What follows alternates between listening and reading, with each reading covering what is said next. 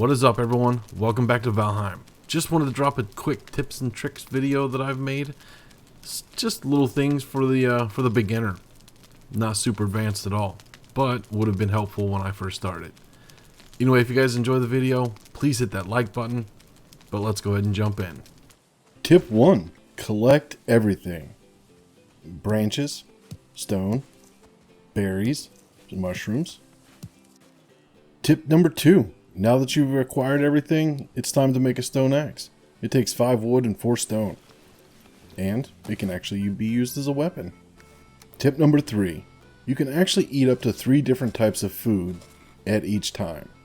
So you could do 2 different types of berries and a mushroom, 2 different types of meat and a berry. But I think the effects are compounding, so make sure that you've always got 3 different types of food that you're eating. There is a roll or dodge mechanic in the game. Easiest way to do it is hold your right mouse button and press spacebar. Of course, the WASD keys will decide which direction you roll. Tip number 5. There is a sneak mechanic. You're going to hit the right control button. Now when you move, it will use stamina. When you stop, your stamina will increase. Get familiar with this ability. Tip number 6. Craft yourself a hammer. This is going to allow you to do things. Tip number 7. Craft a workbench. Now, a workbench is going to be your hub for creating your empire. So once you have your hammer equipped, you're going to bring up your build menu, which is mouse number 4. Go to the crafting tab and click on the workbench. Now, around the workbench, you're going to see a white line. Inside of that white line is where you're going to be able to craft your items, repair items, or just basically build. Your first one isn't as important placement as you would think, so just get it going. You will need to have it covered, so just craft something simple to get it done so that you can use and have access to the workbench. Now that your workbench is covered and usable, here's where you can actually craft and repair your items. Tip 8. Now that we have a little start, it's time to craft a shield. Now there are 2 different types of shield. We have a wood shield and a wood tower shield. Now the differences are, the tower shield blocks. The wood shield actually has block and parry. It's also lighter. I like the wood shield, so that's the one we're actually going to be crafting. Tip number 9. Block and parry are very similar. Block just absorbs the incoming damage that you're receiving. Parry actually absorbs the damage and staggers the enemy. This is nothing but timing. If you have your shield up when the attack starts, you will block. If you put your shield up just after the attack, you will parry. There's also the added benefit of increased damage while the enemy is staggered. Keep that in mind. Tip number 10. You don't need a big starter base, just something small to get you through the night. Or you can actually just find a random building that has been left and abandoned to use. Inside, you can actually craft yourself a workbench. Once the workbench is crafted, you can then repair the building from the inside or the outside. Now that you have your home built, tip number 11 is make yourself a bed, which is also in your crafting menu under furniture. Now once you have your bed made, you actually have a spawn point as long as you claim the bed. Tip number 12. You're going to want to make a fire. In order to use the bed, you need a fire. This house is kind of too small to put a fire inside with a chimney. So what we'll do is simply just put the fire on the outside, exactly where the bed is.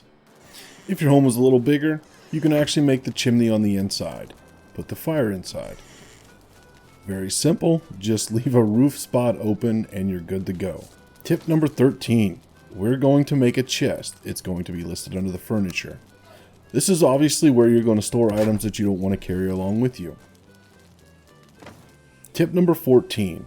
Become very familiar with where you can find flint. Flint is usually often found by the coast or the shore. I find more luck on the shore of these small riverbeds or creek beds. Flint is going to be a small gray stone. It's often found in the water or just on the shore side, in the grass, in the reeds. Look everywhere. This is going to be important in early game. Tip number 15, craft yourself a bow and arrow. Now in order to make it, you'll need 10 wood and 8 leather scraps. Leather scraps can be obtained by killing boars in the area. Tip number 16. When you're firing the bow, make sure you aim high. If you aim on it, you're going to shoot low. Always aim high.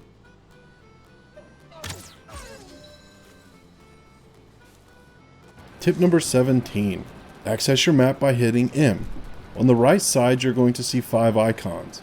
If you click on one of those icons and then double click on the map, that icon will appear. Down below, you'll find a text box.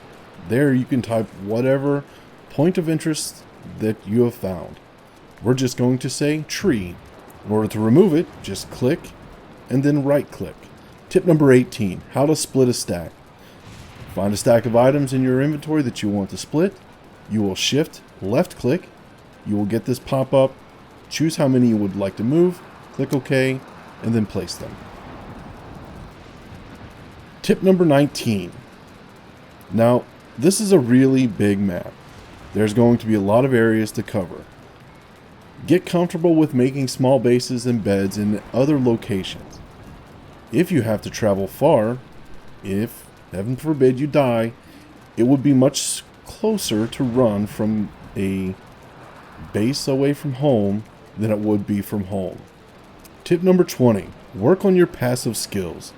This is going to be run, jump, sneak, anything else that you can think of. As long as you're not in danger, why not work on it? Tip 21. There are multiple POIs all over the place, such as this cave. When you enter, it's actually a burial chamber. Inside, you're going to find enemies plus loot. Don't pass them up. You can also find broken down buildings. In these buildings are generally some mobs to kill, and oftentimes you can find a chest with some loot. Don't pass them by, pick them up. And finally, tip 22. If you want to take that beautiful screenshot, remove the HUD by hitting Ctrl F3. This will remove it. To return it, Ctrl F3. I hope you guys found those tips and tricks a little bit useful. If you do, pass it on. Anyway, as always, any questions or comments, feel free to go ahead and drop them below. Otherwise, we'll see you in the next video.